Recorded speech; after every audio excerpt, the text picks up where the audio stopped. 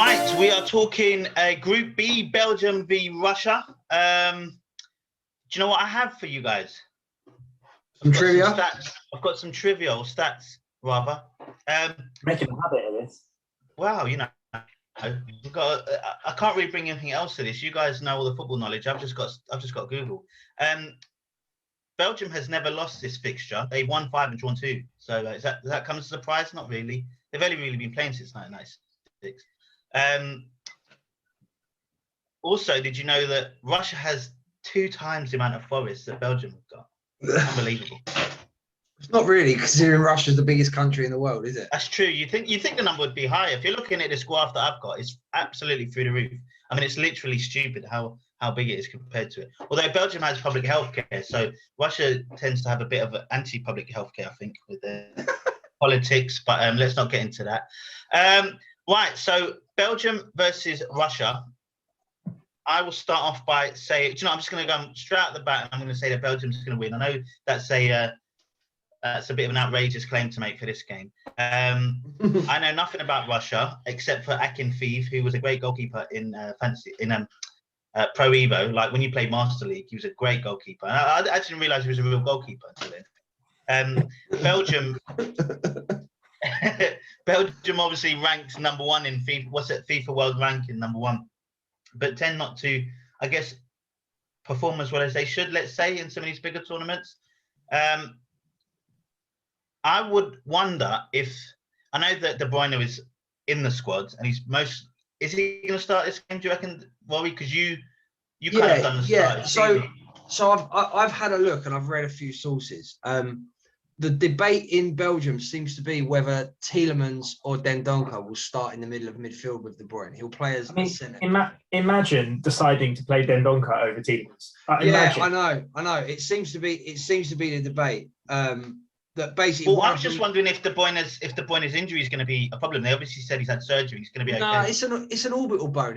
If the worst comes to worst, he can wear a mask. It's not He'll like he'll wear a mask. Yeah, it's not like anything muscular that's going to stop him from running. I think if he can run, which he can, I think he'll play. The team, to be honest with you, like they're always so highly rated, Belgium, but the team has gaping issues in it. You know, like.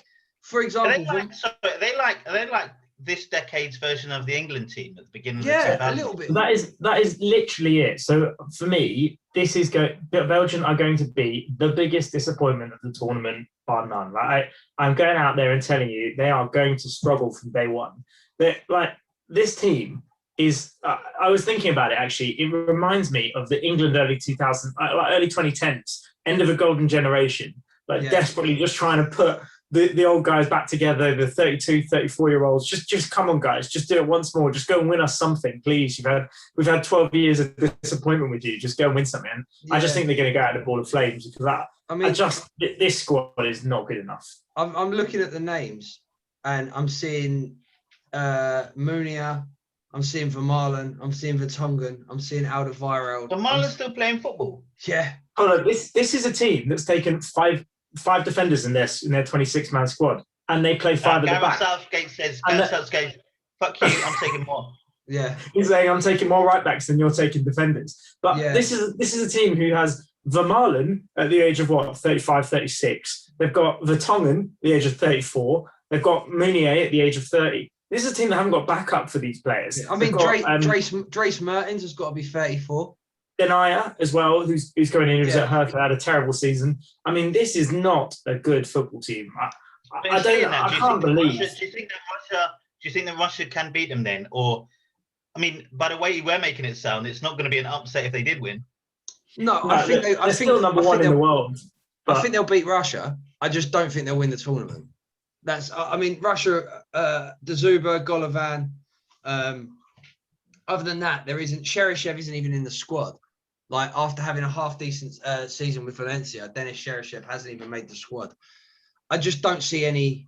Miranchuk's a good player, but to be honest with you, I don't see any. Russia are going to be Russia. They're going to work really hard. They're going to run around a lot, but I can't see them causing any problems for Belgium. So, I mean, I tend to agree. I'm not suggesting Russia are going to go and blow Belgium out of the water. I can absolutely see Russia getting points in this game, though. And I think you're saying Belgium won't win the competition.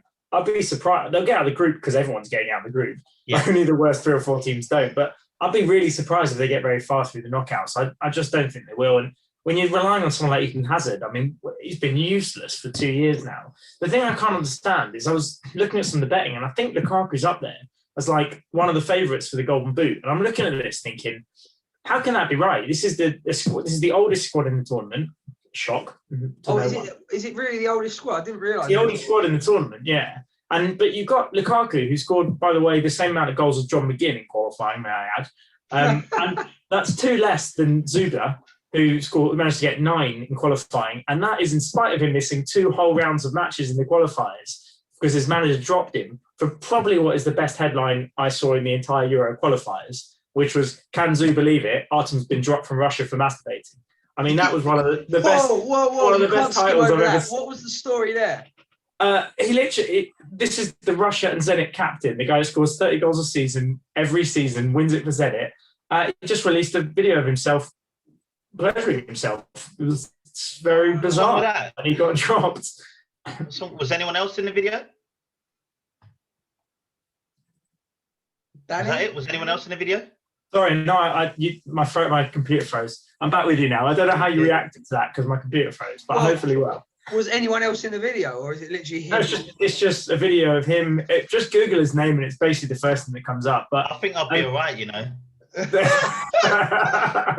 The point is, they've got a goal scorer, and you need a goal scorer to win games in these championships, and he is a goal scorer. Golovin is a good player. I agree with you. No one knows a huge amount about the rest of the Russian players because they don't really do much. And none of us really watch the Russian league, but they did really well in the last World Cup. They surprised everyone. Yeah, it was a home World Cup, so it's a bit different. Yeah, I think they'll give Belgium a good game for sure. Miranchuk, who's like a kind of one of them weird like winger stroke inside forward type players, plays for Atalanta. Yeah. He's a good player, but I mean, they're good players. They're not. Other than Zuba, there's not really any star quality there. You know, like Golovan's a good player, Miranchuk's a good player. They always have really old defenders. I haven't checked these ones out, but they always didn't they have 2 brothers that played for Zenit St. Petersburg at the last World Cup that were like 39 and 37 or something? Pretty much, yeah. The one thing would you say Zhirkov is 37 years old? So I was just about to say, Yuri Zhirkov, I think, made the squad, didn't he? He was playing at left back in the friendly. He was playing at wing back as well, with no support ahead of him. This is a guy that got signed for Chelsea 14 years ago for £13 million in the days of Jose Mourinho. I mean, that is some age. I think he might even be older than 37. I think he might. No, I've got it here. He's 37. Unless this website's wrong or old, I don't think it is. But he's nearly the oldest. I think it's Stecklenburg who's 38, who's the oldest in the tournament. So he's nearly there. The funny thing is, that's going to be some battle down that wing because it's going to be 35-year-old Dries Mertens against 37-year-old Yuri Zhirkov. They're just going to talk to each other and say, gentleman's agreement, right? Let's just keep this running to a bare minimum. Right? Yeah. I give you some, you give me some. When you watch Live Aid, what's it called? The Soccer Aid. You know, when you watch Soccer Aid and you get some of the overweight players that are just sort of puffing on the halfway line. I can totally imagine half of these players just sort of, patting the other guy on the back, just take a breather. Are we saying quality wise? Are we saying this could be the worst game of the tournament? Nah. I don't know about that. I mean, there will be worse games, but I think the fact that bigger picture, you have Belgium not doing as well in the tournament. It's probably just marring this little preview of the Russia-Belgium game because they should just win fairly comfortably. There shouldn't be an issue for them, and they should essentially looking a little bit ahead. They should get through their group without much issue anyway. So after that, they're probably going to encounter some problems. I don't see any reason why Russia should win this game or get any points, to be honest with you. Yeah, I agree. What I will say that seems really strange, that Martinez has decided to go for 3-4-3 again. But that formation... He's got too many left-footed defenders. Well, he has actually. No, Alderweireld's right-footed. But what I mean is that with a 3-4-3, the 2 wing-backs have to do so much running. But they have got good wing backs. I mean, Carrasco had an excellent season with Atletico Madrid, and Castagna is is a good wing back. So I'll give them that. So they you at least think are playing to their you strengths. think Mounier won't start then? I don't think Munier starts. I think Carrasco and Castagna start. I mean, I might be wrong. Maybe he will. He's had an okay season with Dortmund, but I think they're too decent. At least they have some strength in wing backs. Like at least they're doing something right. Danny, give me a score. I am going 2-2. 2-2. Goodness me. Rory, what you got? 1-0. 1-0 Lukaku 1-0, pen. David. Yeah, 1-0 Lukaku. Lukaku pen. Unconvincing win. Yeah, I could Lukaku- guarantee that. I'm Lukaku gonna go for Belgium, and I'm gonna go for a 3-1. It's probably going to be like 6-0 now, Belgium, isn't it? And they're going to wipe. I mean, we're forgetting they've still got people like Kevin De Bruyne in the team, and he's still he's just been named, Player of the Year in the Premier League. So even without being able to you're talking about Lukaku earlier. I think maybe some of the kind of forecasting about him being top goal scorer is that he's coming off a really, really good season for himself, isn't it? So maybe it's just a very good season, and he's got got De Bruyne playing behind him.